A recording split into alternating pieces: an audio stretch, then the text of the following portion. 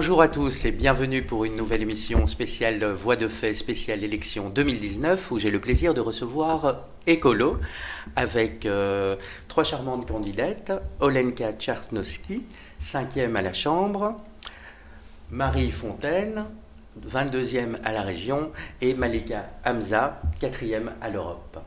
Bonjour. Bonjour. Et bienvenue. Merci. Merci. Alors, je vais commencer par Olenka Tchartnovsky. Si vous pouviez nous raconter un peu vos engagements, pourquoi vous vous présentez, quelles sont vos priorités personnelles que vous portez du programme. Alors d'abord à titre personnel, je dois dire que je suis enseignante et que mon premier engagement dans la vie quotidienne, c'est d'être à disposition de mes élèves, ce que je fais avec beaucoup de plaisir. Mais si j'ai rejoint Écolo, c'est avant tout parce que Écolo fait de la politique autrement. Alors c'est vrai qu'on connaît surtout l'aspect environnemental du programme d'Écolo, mais à titre personnel, ce qui m'a fait rejoindre ce parti, c'est lorsque je me suis rendu compte qu'il y avait moyen de faire de la politique de manière éthique. Et c'est vraiment ces mesures-là qui m'ont particulièrement touchée, non seulement dans ce qu'Écolo défend à l'extérieur, ce qui est connu, donc par exemple le non-cumul des mandats, par exemple la coprésidence d'Écolo, le fait que c'est toujours un homme, une femme à tous les niveaux de pouvoir, de sorte que le pouvoir ne soit pas concentré, de sorte qu'il soit partagé, de sorte que ce soit toujours le projet collectif qui prime sur les intérêts particuliers.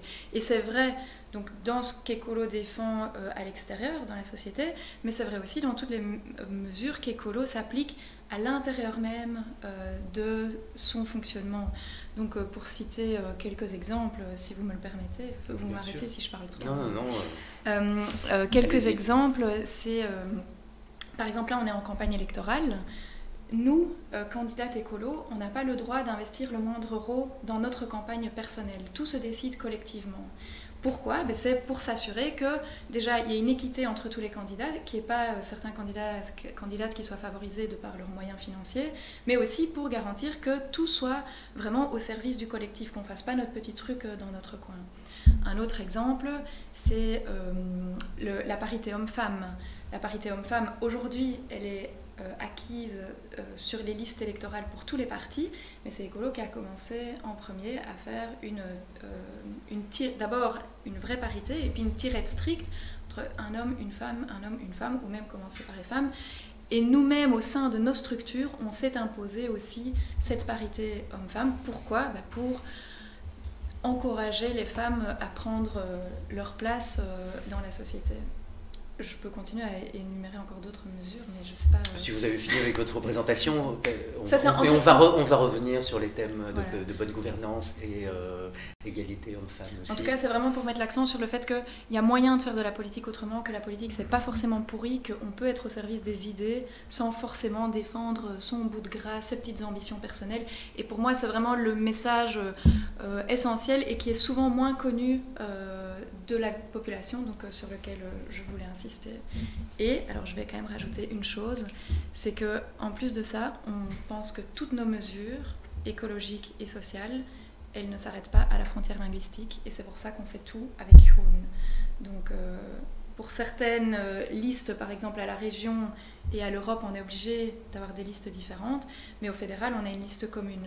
Et même à la région et même à l'Europe, partout où c'est possible, on travaille ensemble, parce que toutes nos mesures, elles se portent ensemble et on est beaucoup plus fort ensemble. Et si on veut aussi un peu d'ouverture à l'autre, commençons déjà par notre parti frère qui est Rhône. L'union fait la force. Exact. La devise de notre pays. Revenons vers un peu Marie Fontaine, à la 22e à la région.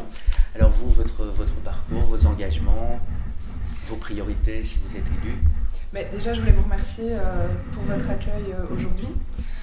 Donc concernant mon parcours et mes engagements, alors j'aime bien dire que ça vient un peu de mes grands-mères qui ont toujours été très engagées, très actives dans différentes activités bénévoles dans leur commune, dans leur village, etc. Et donc je tire un peu... pour moi ça a toujours été une évidence en ayant ces femmes pour modèle de m'engager pour la société dans laquelle on vit. Donc j'ai toujours été active en secondaire, je faisais partie de l'antenne Oxfam dans mon école. Par la suite, j'ai eu un engagement dans une école de devoir à Scarbeck. J'ai organisé plusieurs années de suite des soirées de rupture du jeûne interculturel. Et en fait, je me suis engagée en politique en arrivant à Glensoren, où je vis actuellement. Donc à la base, j'avais vraiment envie de pouvoir m'impliquer localement de façon très concrète pour voilà, apporter un peu ma petite pierre à l'édifice pour voilà, le cadre de vie quotidien dans lequel on vit. Donc j'ai commencé à m'activer dans la locale écolo et puis de fil en aiguille, donc ça date d'il y a 4 ans, de fil en aiguille, en fait je me suis retrouvée tête de liste pour les élections communales, donc je suis conseillère communale à Glensoren depuis le mois d'octobre. Et en fait mon engagement pour Bruxelles est directement lié à ça parce que finalement je pense que dans les projets qu'on porte, l'articulation entre les différents niveaux de pouvoir est évidente, même au niveau du fédéral, au niveau de l'Europe. Voilà, quand on parle d'égalité des femmes, quand on parle de mobilité, quand on parle d'environnement, etc., on ne peut pas séparer l'Europe, le fédéral, la région et la commune. Et c'est d'autant plus vrai pour une ville comme Bruxelles où, voilà, au quotidien, l'articulation entre la région et les communes... Qui est aussi capitale de l'Europe. Oui, voilà, qui est aussi capitale de l'Europe, voilà, oui, tout à fait. Donc voilà, cette articulation est quotidienne et donc, voilà, pour moi, c'était une suite logique en fait de m'engager sur la liste régionale. Et donc concernant mes priorités, en fait, je les ai un petit peu évoquées. Donc la question environnementale et climatique, pour moi, sous-tend l'ensemble de mon engagement et l'ensemble des matières sur lesquelles on est amené à travailler. Je pense que ce sont des lunettes à avoir en permanence. C'est pas forcément, pour certaines mesures, ça peut être des mesures spécifiques, mais de façon générale, c'est vraiment un regard qu'on porte sur le monde. Donc il y a cette question de la justice climatique, mais aussi la justice fiscale, la lutte contre les inégalités, etc. Olenka parlait de l'inégalité homme-femme, donc là-dessus, il y a des mesures très particulières qui peuvent être prises, mais c'est aussi un regard à avoir en permanence quand on parle d'aménagement du territoire, etc., de prendre en compte cette dimension de genre quand on parle d'éducation, etc. Donc voilà. Donc mes priorités, donc c'est la mobilité, le logement et le mieux vivre ensemble. Voilà, concrètement, des mesures en matière de mobilité, je pense qu'on pourra développer parce qu'il y a vraiment énormément de choses à dire. Tous les thèmes. Voilà, je ne sais pas si vous voulez que je commence déjà maintenant ou bien on en parle. Si vous avez mais en 1 minute, puisqu'il y a votre collègue aussi. Oui, tout à fait. Mais donc, en matière de mobilité, je pense qu'à Bruxelles, il y a vraiment un gros travail à faire, une vision d'ensemble à avoir. Il y a tout un tas de petites mesures qui peuvent être prises, mais pour aller vers une ville en fait, où on a une mobilité plus fluide, plus conviviale et surtout respectueuse des Bruxellois, de leur santé et de l'environnement. En matière de logement, pour moi, c'est vraiment quelque chose d'essentiel dans une ville comme la nôtre. Parce que le logement, c'est vraiment la base du bien-être des personnes, en fait. Le fait de vivre dans un logement digne permet de se sentir bien, permet de s'ouvrir après aux autres et est la base pour avoir la confiance en soi nécessaire pour après trouver un emploi, pour les relations sociales, etc. Or, il y a un enjeu majeur à ce niveau-là à Bruxelles, vu qu'on le sait, les logements sont de plus en plus chers, de plus en plus petits, il y a beaucoup de logements qui sont insalubres, et parallèlement à ça, énormément de surfaces de bâtiments qui sont inoccupées, donc il y a vraiment moyen de faire beaucoup de choses, et ça me semble assez essentiel. Et donc, voilà, le vivre ensemble, la lutte contre les discriminations, etc., voilà, ça va de soi, je pense. Dans une ville comme la nôtre, on y est confronté au quotidien, et c'est aussi essentiel. Tout à fait. Puis en clôture du débat, comme on est dans le média du vivre ensemble, on va certainement aborder ces thèmes. Malika Ramza, 4e candidate à l'Europe, est-ce que vous pouvez aussi vous présenter et vos priorités si demain vous êtes élu au Parlement européen? Oui, donc moi je réside à Molenbeek-Saint-Jean et j'ai une société de communication culinaire qui est aussi active dans le coaching et le consulting en alimentation durable. Et donc j'ai rejoint il y a 12 ans Écolo sur ces questions d'alimentation précisément, parce que c'était selon moi le seul parti qui à l'époque prenait la mesure des enjeux qui vont du champ jusqu'à l'assiette, On parlait très peu de climat, c'était pas le buzz qu'il y a aujourd'hui sur le climat ni sur l'environnement. Mais très vite, Écolo a pris cette mesure essentielle. Enfin, je veux dire, on mange dans le meilleur des cas 3 fois par jour. Et donc, nos choix alimentaires, ce que l'on peut mettre dans son assiette ou ce que l'on décide de mettre dans son assiette, a une relation vraiment directe avec la biodiversité, la pression sur l'environnement, des choix stratégiques de soutenir ou pas de gros lobbies ou de grandes entreprises. Donc. Et j'ai trouvé comme Olenka un parti bienveillant, qui est très agréable, je dois dire, déjà en tant que femme. Une voix de femme vaut une voix d'homme, ce qui est vraiment très important. Et ça se pratique vraiment au quotidien. Enfin, je veux dire, je reviens quand même sur le fait que la coprésidence est importante. Un parti bienveillant, un parti visionnaire aussi, qui n'a pas peur de monter un petit peu plus haut dans le débat et de voir les choses avec du recul. Et donc de ne pas prendre des mesures pansements pour régler un problème, mais vraiment de prendre la mesure de toute une chaîne d'événements qui amènent en fait à une problématique. C'est pour ça que je parle souvent pour l'alimentation du champ à l'assiette. Voilà, donc c'est plutôt ces questions-là que je défends pour l'Europe. Et on sait très bien qu'il y a une réforme de la PAC là, qui doit avoir lieu et qui est primordiale pour la survie de la biodiversité, pour notre survie alimentaire. Et alors le deuxième volet, je suis chef d'entreprise depuis 15 ans et issue aussi de la diversité, comme on dit aujourd'hui. Et je crois que c'est très important de défendre l'entrepreneuriat féminin. C'est le seul moyen que je connais en fait de dépasser ce plafond de verre qui quand même existe réellement pour les femmes. C'est aussi un moyen de dépasser le plafond socioculturel. C'est aussi un moyen en tant que femme de vivre plus sereinement une vie de femme, une vie d'entrepreneur et une vie de famille. Et donc je coach régulièrement en fait, des personnes, soit en changement de vie professionnelle, soit en début de carrière professionnelle, qui décident de s'orienter sur être indépendant ou créer une société. Et donc voilà, ça sont aussi des idées que je défends. Et alors, dernier point, parce qu'il me touche personnellement, une réforme en profondeur de l'enseignement qualifiant, en fait, qui a été trop longtemps laissé pour compte et qui est vecteur d'inégalités profondes. Voilà. Alors, l'alimentation est un sujet européen par excellence. On a vu ce qui s'est passé avec Findus et sa fameuse viande de cheval. Oui. On ne sait plus trop bien quoi manger dans nos assiettes. Il y a de ça une petite semaine, avec Almoitine, nous avons modéré un débat sur l'abattage rituel. On entend parler aussi de taxe à la viande, taxe sur la consommation de la viande. Alors, tout ça, comment on peut un peu réconcilier? Parce que en s'attaquant à l'abattage rituel, on a vu une levée de boucliers pour la première fois, juifs et musulmans, main dans la main, pour défendre la liberté religieuse. En plus, ils nous ont montré par A plus B, avec la présence de médecins, que en fait, l'abattage rituel prenait déjà en compte le bien-être de l'animal, aussi au moment de sa mise à mort pour des raisons de nutrition. Alors comment allons-nous, parce que bon, la Flandre a déjà voté, la Wallonie a déjà voté, ici à Bruxelles, on a même entendu M. Vervoort s'en éloigner un peu. Quelles sont un peu ici vos positions dans Malika Hamza au niveau de l'Europe, puisque vous avez évoqué un peu ce sujet, qu'au niveau de la région en bruxelloise avec Marie Fontaine, quelles sont les positions ici d'écolo? Peut-être Marie Fontaine.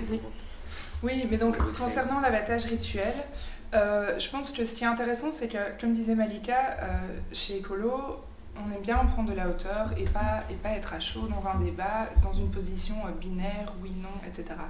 Alors souvent ça nous retombe dessus entre guillemets parce que du coup sur la question de l'abattage rituel, on peut être perçu critiqué par les associations de défense des animaux comme étant en faveur d'un abattage sans étourdissement et parallèlement à ça, critiqué par les communautés qui sont touchées comme étant contre l'abattage rituel.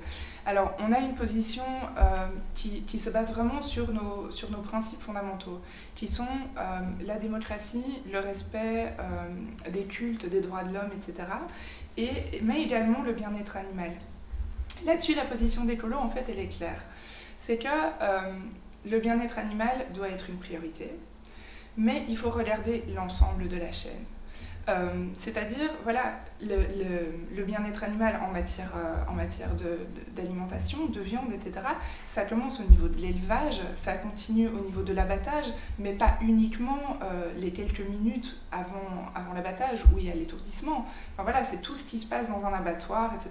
Et donc, si on veut parler de bien-être animal, mais on ne demande que ça, mais parlons-en dans l'ensemble, luttons contre l'élevage industriel, luttons contre l'abattage industriel, et réfléchissons aussi à notre rapport à la consommation de viande de façon générale. Le débat tel qu'il est posé sur la table, pour le moment, c'est un débat qui stigmatise uniquement certaines communautés. Et ça nous pose problème, on refuse de jouer à ce jeu-là. De plus, si on interdit l'abattage rituel à Bruxelles, en Belgique, voilà, ailleurs, ça aura des conséquences pervers en matière de bien-être animal, vu que les animaux, simplement, ils seront abattus ailleurs. À des endroits où on n'a pas de maîtrise, on n'a pas de contrôle sur les conditions d'abattage. Certains animaux seraient potentiellement amenés à parcourir en camion des distances d'autant plus grandes pour être abattus. Et donc là, en matière de bien-être animal, mais en fait, on n'y est pas du tout. Donc, sans compter le prix, beaucoup de bouchers, commerçants halal et cachers ont dit qu'ils ont eu une diminution du chiffre d'affaires entre 30 et 40% déjà, parce qu'ils doivent importer la viande de France pour certains et d'autres pays pour d'autres. Et ça crée aussi un peu une injustice sociale. Vous avez mis en avant les injustices sociales, donc c'est aussi quelque chose à considérer. Donc, oui, tout à fait. Dans une prochaine coalition, vous allez un peu rediscuter, peut-être introduire certains... on a parlé aussi de participation citoyenne, de gouvernance, peut-être introduire certains outils de participation citoyenne, peut-être Olenka Tcharnovsky, qu'est-ce que vous pensez au niveau de ce débat? En termes de participation citoyenne, il y a beaucoup de choses à dire parce que vous le constatez sans doute comme nous, il y a un vrai décalage entre les citoyens et les politiques, où il y a un vrai sentiment de dégoût ou mépris, ou en tout cas méfiance à l'égard des politiques, ce qui est vraiment regrettable parce que si on veut construire une société ensemble, vous avez parlé de vivre ensemble, c'est l'objectif de cette radio, si on veut construire une société ensemble, il faut que chacun s'implique, que chacun fasse vivre cette citoyenneté. Il y a une infinité de manières de pratiquer la citoyenneté et l'acte qu'on va faire le 26 mai en est un, c'est le vote, mais il y a évidemment plein d'autres moments où on doit pouvoir exercer sa citoyenneté et notamment il y a quelques mesures qu'on porte comme le droit d'initiative citoyenne qui permet à des gens de la population de faire une proposition citoyenne qui, si elle recueille un certain nombre de signatures, doit être examinée par les parlements en fonction du niveau de pouvoir. Donc ça, c'est clairement quelque chose qu'on veut soutenir pour montrer qu'il y a moyen de rentrer dans les parlements via cette voie-là. De pouvoir mettre à l'agenda un Exactement. peu comme l'initiative citoyenne européenne. Exactement. Pour donner un autre exemple en termes de citoyenneté, et ça nous on le constate au quotidien maintenant en campagne électorale parce qu'on est sur le terrain, il y a une personne sur 3 à Bruxelles qui nous dit « je ne vote pas parce que je ne suis pas belge ». Et donc la question du droit de vote des étrangers est une vraie question aussi que nous on veut remettre à l'agenda pour les élections régionales. Vous savez que donc, pour les élections communales, les étrangers européens et non européens ont le droit de vote en Belgique. Nous, on souhaite que ce soit le cas aussi au régional. Pourquoi? Parce que les matières régionales, c'est les matières de mobilité, enseignement, enfin,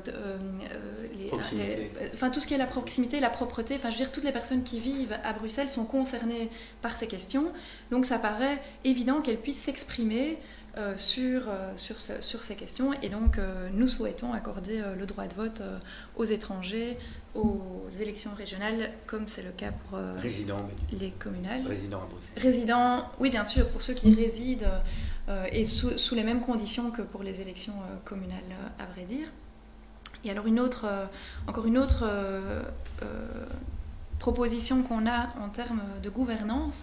Alors là, je m'écarte peut-être un peu de ce que je disais sur le fait de faire vivre vraiment la citoyenneté parmi la population, mais n'empêche que c'est plutôt une question de démocratie, c'est la question de la circonscription fédérale. Comment ça fonctionne aujourd'hui? Si vous êtes bruxellois, pour le Parlement fédéral, vous pouvez voter uniquement pour les candidats bruxellois. Si vous habitez dans le Hainaut, vous pouvez voter que pour des candidats du Hainaut, idem à Anvers, enfin où que vous soyez. En d'autres mots, les élus du Parlement fédéral ne représentent que les citoyens, les électrices et les électeurs de leur circonscription. C'est pas normal en fait, ça pose ils ne représentent pas l'ensemble de la population. Si on veut vraiment que le Parlement représente toute la population, il faut que l'ensemble des électrices et des électeurs puissent choisir pour l'ensemble des élus, où qu'ils soient en Belgique. Et donc c'est ce qu'on appelle notre mesure la circonscription fédérale, le moyen pour l'ensemble de la population de voter pour l'ensemble des parlementaires. Voilà quelques mesures pour illustrer un peu en termes de citoyenneté, de gouvernance, de démocratie, ce qu'on défend pour rapprocher un peu les citoyennes des politiques. Ces deux thèmes, j'ai envie de m'adresser à Malika Hamza, parce que vous avez parlé d'initiatives citoyennes. Donc l'Union européenne est d'ailleurs le premier groupe de pays au monde à avoir instauré l'initiative citoyenne européenne avec 1 million de signatures pour pouvoir mettre à l'agenda du Parlement et de la Commission européenne, donc de recevoir une réponse politique aux enjeux. Il y a d'ailleurs plusieurs initiatives qui ont passé le cap. D'ailleurs le no roaming, le fait qu'on ne paye pas de frais de roaming dans toute l'Europe était au début une initiative citoyenne européenne. Malheureusement, cette initiative citoyenne européenne, qui était très bien sur le papier, a été beaucoup critiquée par le Parlement d'ailleurs, et principalement le Parti vert, qui est l'initiateur de cette mesure. C'est sorti le 1er avril, un dimanche. Au niveau de la plateforme, ça a mis un certain temps avant de pouvoir, parce qu'il y a tout le système de collection. Il y a une révision qui est en train de se faire maintenant. Donc ça, c'est une première question, comment faire un peu revivre, parce que bon, c'est revivre et aussi en parler dans d'autres pays, parce que en France ils sont venus avec le RIC, mais personne n'a parlé de l'initiative citoyenne européenne dans tout le débat français, comme si c'était une première, le RIC, donc le référendum d'initiative citoyenne. Donc ça c'est une question. Ensuite, votre collègue a parlé d'une circonscription fédérale, au niveau fédéral. On en parle depuis plusieurs années aussi au niveau du Parlement européen, aussi avec un peu de résultats mitigés, où on parle comment faire connaître un peu, et ça je pense qu'on a un peu les mêmes problèmes peut-être au niveau des régions, comment faire connaître tous les candidats qui viendraient de France. On a vu au niveau des bonnes pratiques la belle expérience de M. Valls à Barcelone, qui a été un peu reçu assez de manière refroidie. Comment pouvons-nous apporter au niveau européen un peu une relance de ces deux propositions qui ne demandent qu'à être faites? On le voit en Belgique, on le voit en France, on le voit dans d'autres pays. Bon, l'Europe est un problème. L'Europe ne fait plus rêver, hein. Elle a sans doute fait rêver. C'est un projet d'après-guerre qui était louable et qui l'est toujours d'ailleurs. Mais on peut constater que ça ne fait plus rêver personne. C'est devenu un projet très administratif, technocratique, qui a du mal à communiquer, qui a du mal à percer jusqu'aux régions, en effet. Alors, on bénéficie tous de l'Europe. On en bénéficie, qu'on soit jeune ou plus âgé. On a énormément de personnes à la retraite qui vont passer leur retraite dans des pays plus ensoleillés de l'Europe avec une fiscalité meilleure. Nos jeunes voyagent grâce à Erasmus. On peut décider de s'implanter là où on veut. On a la zone euro. Enfin, je veux dire, c'est un vrai beau projet, mais qui ne fait pas rêver. Et l'idée d'Écolo par rapport à ce non-rêve, c'est de réinstaurer de l'humain dans ce projet, qui est beaucoup trop orienté sur des questions d'efficacité et d'industrialisation. Et donc remettre un projet social au premier plan dans tous les domaines qui sont concernés. Ça permettrait peut-être effectivement de réengager le citoyen sur des questions européennes et de refaire rêver. Moi, ça me fait un peu je suis un peu toujours triste, je suis d'origine française en fait, d'entendre Bruxelles a dit que, Bruxelles a fait que. Bah oui, 80% des lois sont décidées ici, pas très loin. Et donc, c'est d'autant plus important. Il faut quand même rappeler à nos auditeurs que c'est quand même le Conseil de l'Europe, les représentants des chefs d'État et de gouvernement qui ont le dernier mot à la fin. Oui, bien sûr, mais enfin voilà, toutes ces directives sont d'application en les 4 ans dans les États, donc vraiment c'est très important de surtout pas se désintéresser à ce qu'est l'Europe, mais de prendre le temps de lire les programmes et de voir un peu le travail qui sont faits par les parlementaires, parce que c'est un travail de fourmi, mais qui est vraiment, vraiment important. On a vu avec le Brexit, en fait, on s'est senti fragilisé par ça. Comment est-ce qu'on peut sortir de ce projet merveilleux qui nous a transformés en une des zones les plus riches du monde, en fait, avec le plus de liberté, avec en plus un projet social. Donc c'est vraiment important de s'y accrocher. Alors, je voulais juste revenir sur la question de l'alimentation, là, parce qu'on a un peu... Il y a beaucoup de thèmes à aborder. En fait, cette question de l'industrialisation de la viande, parce que c'est ça le problème, c'est la question de l'abattage, de la souffrance, du transport kilométrique, des conditions d'élevage, montre aussi que cette alimentation s'est transformée en industrie. Avec parfois des ramifications complètement sombres, comme on a vu pour l'affaire Findus et la viande de cheval qui s'est retrouvée, comme par hasard, glissée dans des préparations qui étaient censées être des préparations de bœuf, et qui plus est, qui n'étaient pas de la viande comestible par l'humain, puisqu'elle avait été soignée. De mort naturelle. Exactement. Ça pose la question de savoir quel projet d'agriculture on veut aujourd'hui. Est-ce qu'on a besoin de ces grandes exploitations extensives? Est-ce qu'on a besoin d'avoir un travail sur les races qui nous donne du muscle à manger en permanence? Je pense à la fameuse blanc-bleu, qui est en fait un croisement de races qui produit du steak, mais qui par ailleurs donne des vaches qui ne vêlent pas toutes seules, qui sont en assistanat permanent, qui peuvent à peine marcher dans les champs. Est-ce qu'il ne faudrait pas plutôt revenir à un projet plus raisonnable? Manger moins de viande serait déjà une première. Enfin, on sait le poids de l'agriculture bovine sur l'environnement. Dans l'alimentation, c'est plus ou moins 33% des gaz à effet de serre en fait, qui ont un effet désastreux sur le climat. C'est aussi une pression constante sur la biodiversité. Le rapport dernier là, qu'on a vu qui est sorti montre que sur les 8 millions d'espèces végétales et animales au monde, 1 million ont disparu. Et que d'ici 2025, c'est-à-dire d'ici demain, on sera à 25% de pertes. Enfin, je veux dire, c'est colossal. Et c'est d'autant plus, je dirais, dommageable que cette nature, elle est là aussi pour nous protéger. La pollinisation de toutes les plantes comestibles est faite par des insectes pollinisateurs, les abeilles, les bourdons, etc., qui sont en danger d'extinction, puisque la biodiversité est en danger d'extinction, puisque les villes s'agrandissent, puisque les cultures sont des cultures de champs extrêmement grandes, avec pas de bocage, donc pas de petite séparation végétale entre les champs, et donc de possibilités pour toute une faune de se développer. Voilà, donc l'eau qui est filtrée naturellement par les racines de nos forêts disparaît, donc on doit faire des centrales d'épuration des eaux. Enfin, je veux dire, on se met en danger de façon inconséquente. Et on peut vraiment se poser la question de savoir s'il n'est pas le temps, justement, et j'en reviens au rêve européen, s'il n'est pas le temps pour l'Europe de se dire rêvons à autre chose, rêvons à un autre projet de vie. C'est possible, mais c'est imminent. L'Europe est un peu un phare parmi les nations au niveau de l'environnement, avec les politiques par rapport aux autres grands ensembles internationaux. Comment on peut justement devenir, parce qu'on est très fort au niveau économique, on a parlé du besoin de réarmer un peu l'Europe pour avoir aussi cette indépendance. Mais on est aussi numéro 1 au niveau de l'environnement.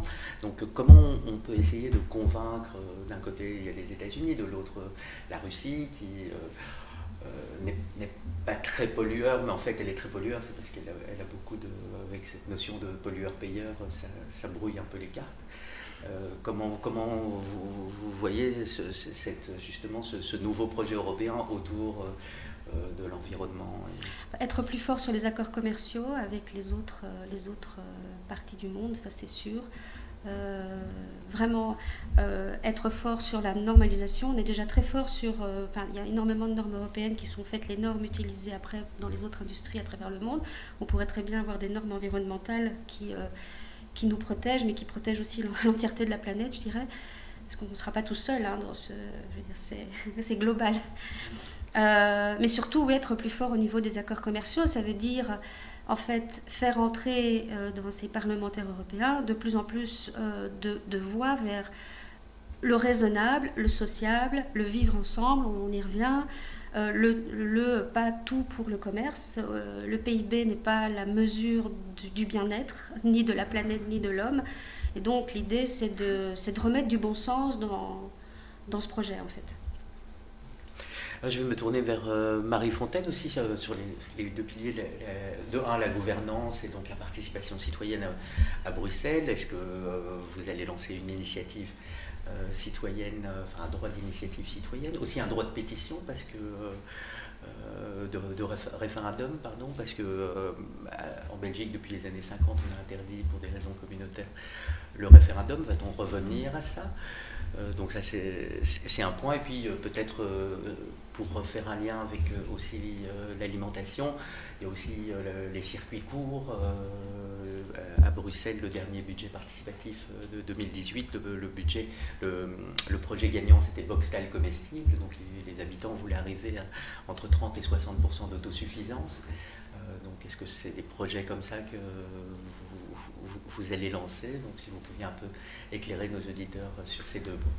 Mais vos 2 questions sont intrinsèquement liées en fait, parce que l'exemple que vous citez, en fait, c'est typiquement un exemple où les citoyens prennent en main ce qu'ils veulent pour leur alimentation, mais aussi pour le devenir de leur ville.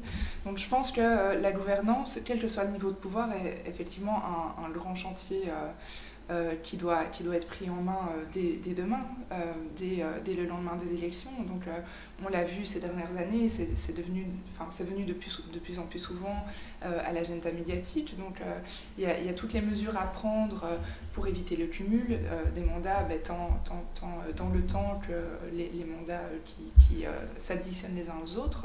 Au niveau des mandats, juste parce que il y a une opposition principalement néerlandophone au décumul de certains mandats. Que dit, vous avez présenté que Groen étant une continuation d'Écolo en Flandre, quelle est la réponse à ce niveau-là que vous apportez sur ce décumul et puis le problème spécifique aux néerlandophones de la région de Bruxelles qui sont plus ou moins contre? Je ne pense pas que ce soit l'ensemble des groupes néerlandophones à Bruxelles. Après, je ne connais pas le détail des positions, surtout dans les partis néerlandophones. Ce dont je peux vous parler, c'est des positions d'Écolo et du projet que nous on porte.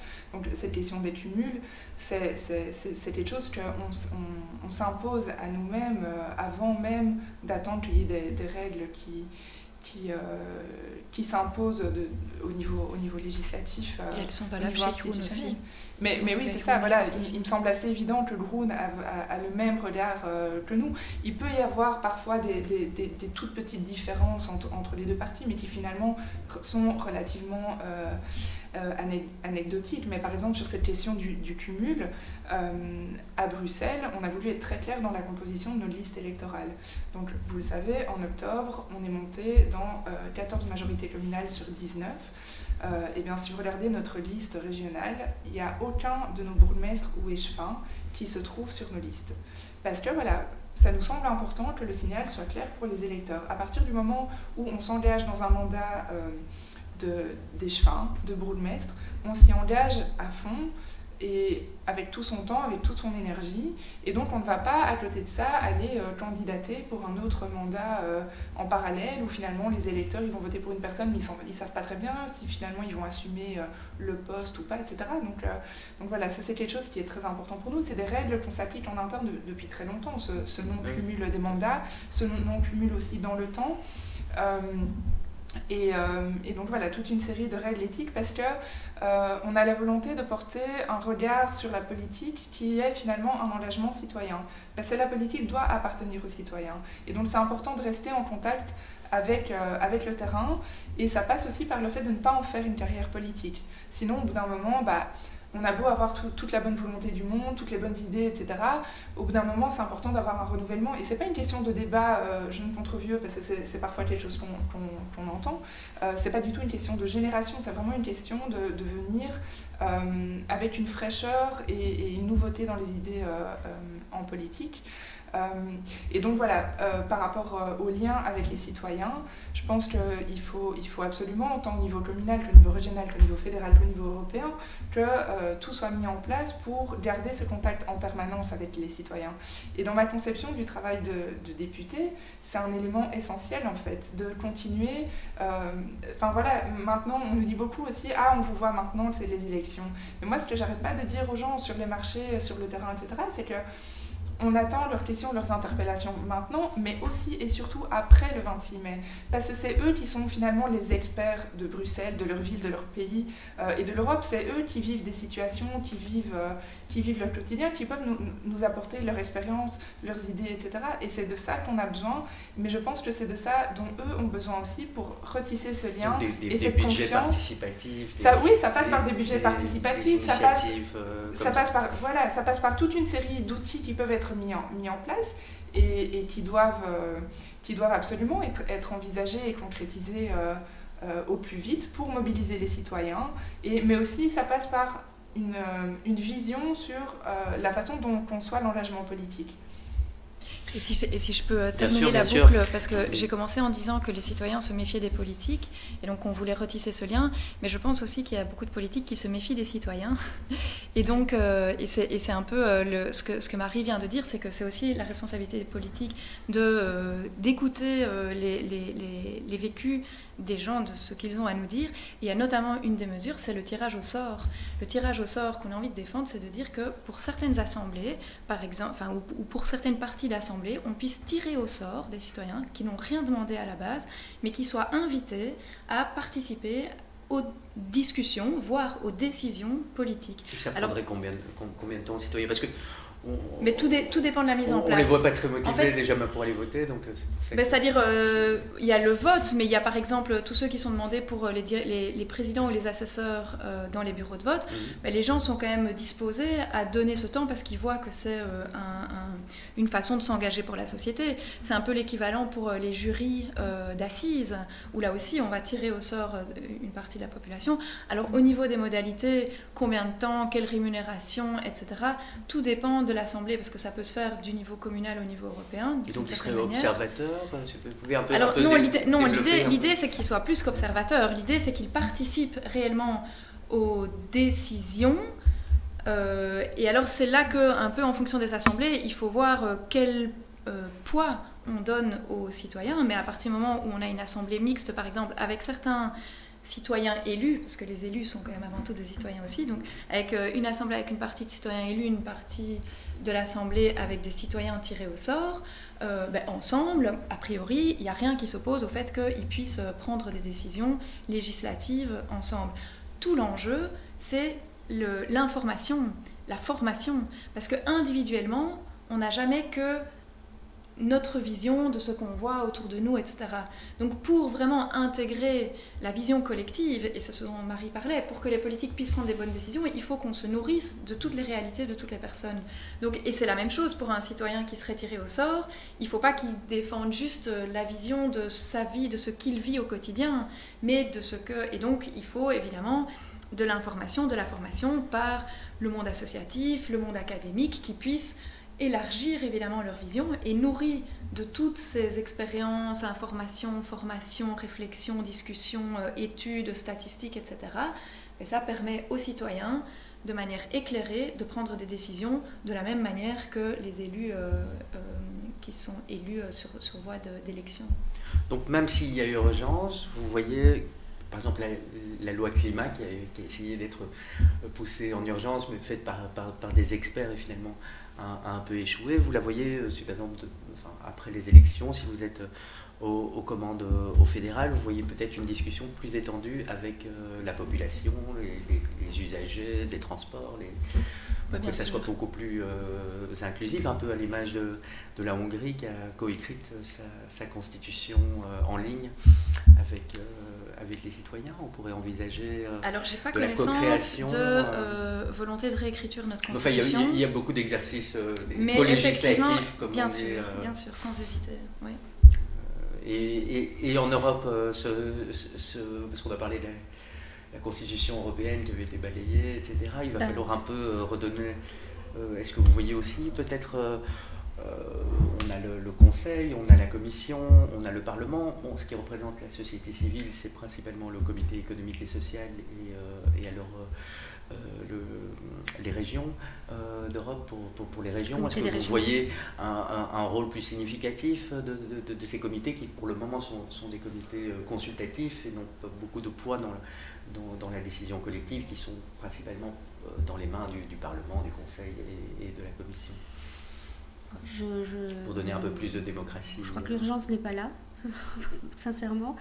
La démocratie fonctionne assez bien au sein des institutions européennes. C'est un des grands reproches que les gens font. L'Europe, c'est Bruxelles. Et c'est parce que c'est ce que Olga disait tout à l'heure. Je pense le problème, c'est que cette Europe ne sait pas se rendre visible et compréhensible. Donc toutes ces institutions, tous ces organes, toute cette façon de faire qui peut être lente et harassante, n'est pas décrite et compréhensible pour les citoyens européens. Donc voilà, c'est un problème. Mais je voulais revenir sur votre question sur Bruxelles comestible, Boxtal comestible, avec l'idée d'être autonome, un très chouette projet à 60%. Et un projet très fort d'écolo et de créer des ceintures alimentaires dans les villes et autour des villes, dans leurs périphéries proches, pour éviter évidemment ce qu'on appelle les kilomètres alimentaires, mais aussi pour redonner de la transparence et redonner en fait aux citoyens cette capacité aussi de se réintéresser à sa nourriture. Alors il n'y a pas qu'en Belgique que ça se passe, enfin je veux dire il n'y a pas qu'à Bruxelles que c'est le cas, parce que c'est un projet qui est très fort porté à Bruxelles, mais vous avez une ville comme Gand qui est en fait assez forte dans ces questions-là, Londres, Paris, Oslo, Turin. Donc en fait c'est un véritable mouvement, même en dehors des frontières européennes, qui se met en place, de recréer du lien entre les citoyens et leur alimentation, de créer des nouveaux métiers par rapport à ça, qui est très, très intéressant. Donc on a par exemple une alliance emploi-alimentation durable qui est destinée en fait à former des gens à des nouveaux métiers comme du maraîchage urbain, cueillir des fruits et des légumes, les livrer et remettre du lien sur toute cette chaîne entre tous les intervenants de la chaîne qui vont du champ à l'assiette, je le répète, parce que la plupart du temps, le drame de la consommation aujourd'hui, c'est que les producteurs ne savent pas pour qui ils produisent et les consommateurs ne savent pas qui a produit ce qu'ils mangent. Et donc il y a une défiance terrible avec une désinformation permanente et des messages croisés qui font que les gens sont un peu désespérés par rapport à l'alimentation aujourd'hui. Et donc recréer ces ceintures, c'est recréer, je dirais, une sorte d'utilisation plus vertueuse de l'espace, oui, effectivement, je veux dire... oui, à Paris, c'était même des toits, des murs. Oui, bon, il y a énormément, nous on a la chance, si je reviens sur Bruxelles, d'avoir 50% du territoire et de l'espace vert, en fait, donc c'est presque indécent de ne l'utiliser que pour de l'ornemental, qui soit intervient aussi dans les questions de biodiversité, mais voilà, souvent... mange de l'eau courante, on arrose des fleurs alors qu'on pourrait mettre des essences qui vont chercher leur eau naturellement, et pourquoi ne pas transformer cet ornemental en alimentaire en fait. Justement, avant de passer à la conclusion du débat, on a parlé des espaces verts à Bruxelles. Donc, il y a des propositions que demain on irait se baigner au bois de la Cambre, enfin, un temps un peu plus clément. Vous êtes favorable à ce genre d'initiative? Comment remettre un peu en valeur, et surtout au niveau propreté, quand on voit le bois de la Cambre, les poubelles sont toujours bien remplies à Bruxelles. Est-ce que vous pouvez, quelles seraient vos mesures phares pour justement assainir un peu ces espaces verts? Moi j'habite à côté du parc Maximilien, il est très sale. Est-ce que demain on pourra se baigner sans attraper toutes sortes de maladies dans les lacs de Bruxelles? Alors, pour vous répondre, donc, la question de la baignade, je pense qu'elle doit se poser de différentes façons. Il y a effectivement le fait finalement de se réapproprier notre espace public, nos espaces verts, qui est important de donner aux Bruxellois des lieux proches de chez eux où ils peuvent se sentir bien, passer des bons moments et se rafraîchir en été, mais c'est quelque chose qui doit être analysé plus profondément, parce que aller nager dans des bassins naturels, ça peut aussi potentiellement mettre en danger une biodiversité qui vit dans ces bassins-là. Donc c'est quelque chose qui doit être étudié de façon beaucoup plus approfondie pour s'assurer que ça puisse se faire, outre les questions de sécurité pour les humains, mais aussi sans mettre en danger, sans fragiliser des écosystèmes qu'on retrouve dans ces plans d'eau. La question de la propreté, donc ça c'est une question qui est complexe, qui est à différents niveaux de pouvoir, mais je pense que ça passe aussi par le fait de se réapproprier par les citoyens en fait finalement leur ville, et de s'en sentir responsable, de sentir qu'on a sa place, qu'on a son mot à dire, etc. Enfin voilà, chacun préserve son chez-soi. C'est important de créer la ville et de penser la ville pour que chacun s'y sente aussi chez soi et se comporte en fonction. Après, donc voilà, il y a aussi des aménagements urbains qui doivent être faits en matière de propreté, mais voilà. Mais donc dans notre programme, on a la volonté de s'assurer que, notamment dans les villes, chaque habitant puisse trouver un espace vert à moins de 300 mètres de chez lui. Je pense que c'est très important parce que voilà, ça participe au bien-être, mais ça participe aussi au fait de faire face à l'enjeu environnemental et du réchauffement climatique. On a besoin absolument de reverduriser les villes, parce que c'est une façon de lutter contre la pollution de l'air, d'absorber du CO2, mais aussi de rafraîchir les villes lors des pics de chaleur en été qui se font de plus en plus fréquents, on le sait. Et donc pour ça, il y a les espaces particuliers, mais il y a aussi la question des arbres, de verduriser les façades, etc. Il y a plein de choses qui peuvent être faites et qui apportent aussi de la convivialité et du bien-être dans la ville. Alors nous arrivons malheureusement à la fin de notre débat. Alors vous êtes ici à la chaîne Al-Mouatin, qui veut dire en arabe le citoyen, et donc c'est la chaîne du vivre ensemble. Vous avez derrière vous vivre ensemble, partage, liberté. Ce vivre ensemble a été fortement malmené, même en dehors des frontières de la Belgique et en Europe. Qu'est-ce qui pour vous, parce que pour de un, on a Bruxelles quand même, qui est quand même le symbole de cette multiculturalité, maintenant elle a un peu été blessée. Alors le vivre ensemble, vos premières mesures au fédéral, qu'est-ce qui doit être rétabli? Olenka Zwartowski. Ma réponse va peut-être vous étonner parce que vous parlez de multiculturalité et là moi je vais vous parler de bilinguisme. Mais je vais vous expliquer pourquoi. Donc une de nos mesures qu'on porte, c'est des écoles bilingues à Bruxelles. À immersion, mais c'est plus que l'immersion, parce que l'immersion pour l'instant c'est la communauté française qui donc des écoles de la Fédération Wallonie-Bruxelles qui accueillent des enfants francophones qui accueillent également des profs néerlandophones et donc certains cours se donnent en néerlandais. Ici, la proposition, c'est beaucoup plus largement une école bilingue, donc bicommunautaire, portée par des institutions, soit les deux communautés, soit les communes, avec des profs des deux communautés, avec des enfants de toutes les communautés. Mais pourquoi je mets ça en avant dans la question justement de vivre ensemble? C'est parce que c'est pour plein de raisons. C'est que déjà, si dès la maternelle, les enfants, qu'ils soient néerlandophones, francophones ou quelle que soit la langue qu'ils parlent à la maison, parce que je pense qu'une grande partie des enfants ne parlent ni le français ni le néerlandais à Bruxelles, donc quelle que soit la langue, que tous les enfants bruxellois aient accès aux 2 langues dès la maternelle. Comme ça, on enlève tous les problèmes de l'apprentissage du néerlandais pendant tout le cursus que je constate. Je vous ai dit, je suis prof, je vois à quel point c'est difficile pour les élèves d'acquérir le néerlandais. C'est vraiment vécu comme pénible, alors que si c'est dès le début, ce sera beaucoup plus facile pour la suite. Donc, ça lève toutes les inégalités à la fin du parcours scolaire et sur le marché de l'emploi pour que l'ensemble des enfants puissent être équitablement bilingues, au moins bilingues. En plus de ça, si on s'ouvre déjà à une autre langue, en fait, l'expérience montre que c'est beaucoup plus facile après d'acquérir d'autres langues. En plus, ça fait sauter aussi le clivage institutionnel. Et tout ceci dans un cadre, évidemment, où on valorise aussi toutes les langues qui sont parlées à la maison. Je veux dire, il n'y a pas de raison de dire le français, le néerlandais, c'est mieux. Mais en tout cas, ce sont des langues communes. Si tout le monde les parle, c'est une façon déjà de rassembler autour de ces langues-là, avec juste une petite attention quand même pour les enfants qui ont des troubles de l'apprentissage. Et ça aussi, c'est mon quotidien aujourd'hui, parce que c'est aussi ça, le vivre ensemble, c'est tenir compte de toutes les réalités. Il y a beaucoup d'enfants pour qui c'est difficile, et donc là, il faudra vraiment des attentions particulières. Voilà, j'espère que vous m'en voulez pas de parler de... Malika Hamza, le vivre ensemble en Europe est une grande question, surtout après la crise grecque, et un peu ce démantèlement de cette unité européenne. On était quand même aussi symbole de mixité, de vivre ensemble. Pour vous, alors Moi, je dirais vivre ensemble, c'est avoir tous ensemble conscience que nos choix au quotidien sur toute la journée ont un impact sur l'environnement et le fait qu'à un moment donné on ne pourra même plus vivre ensemble, parce que ça va être assez compliqué. Non, je veux dire, savoir que ces choix en termes de mobilité, en termes d'habitat, en termes d'éducation, en termes d'alimentation, en termes de loisirs, en termes enfin, je veux dire, tous ces choix-là ont un impact sur l'environnement. Maintenant, on ne peut plus faire semblant de penser qu'il n'y a que le politique qui peut résoudre ces problèmes.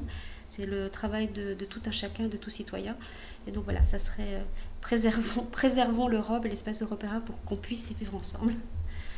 Merci beaucoup. Alors, 1 minute pour Marie Fontaine, parce que Bruxelles, on est quand même la bonne pratique dans tout ça, même si on n'est que 2e après Dubaï, mais en termes de mixité sociale, on est quand même différent aussi. Alors, Bruxelles qui a été meurtrie, qu'est-ce qu'elle entend Pour moi, le vivre ensemble, ça passe avant tout par la rencontre. Et on parlait juste avant de parcs, d'espaces publics, etc. Donc je pense que c'est important que les Bruxellois puissent quelque part se réapproprier leurs espaces communs, parce que c'est des lieux de rencontre. La rue doit redevenir un lieu de rencontre, le quartier doit redevenir un lieu d'échange et de partage, les parcs, etc. Enfin, on le voit très bien quand c'est la journée sans voiture. C'est magnifique, quand on traverse les quartiers à pied ou à vélo, les gens sont dehors, se parlent entre voisins, des personnes qui au quotidien ne se croisent à peu près jamais. Quand on circule en voiture, on ne se voit pas. On sort de son garage en voiture, on arrive au supermarché en voiture, et finalement on ne rencontre personne. Et donc finalement, je pense que c'est un regard à avoir en fait dans l'ensemble des politiques de mobilité. Ça passe par l'aménagement urbain, ça passe par dans l'ensemble des politiques générales en fait. Ça passe par l'aménagement urbain, ça passe par la politique de mobilité, ça passe par la culture, le fait de faire sortir la culture des murs, des théâtres, de la remettre dans la rue, d'avoir une réappropriation de la culture par les populations. C'est aussi un vecteur en fait d'échange entre les personnes et de construction d'une histoire, d'une identité commune. Ça passe aussi par l'enseignement, le fait de pouvoir enseigner l'histoire de façon beaucoup plus large, enseigner par exemple l'histoire de la colonisation, déconstruire tous les préjugés qui restent très prégnants dans notre société et qui sont issus de la propagande coloniale qu'on a connue pendant de nombreuses décennies. Et c'est toutes des mesures qui sont importantes pour le vivre ensemble, et puis il y a la lutte contre les discriminations et ça en découle automatiquement. Un grand merci à toutes les trois, et grand merci aussi à nos auditeurs pour être là, présents, et je vous donne rendez-vous pour une autre émission de Voix de fait, élection 2019. Au revoir.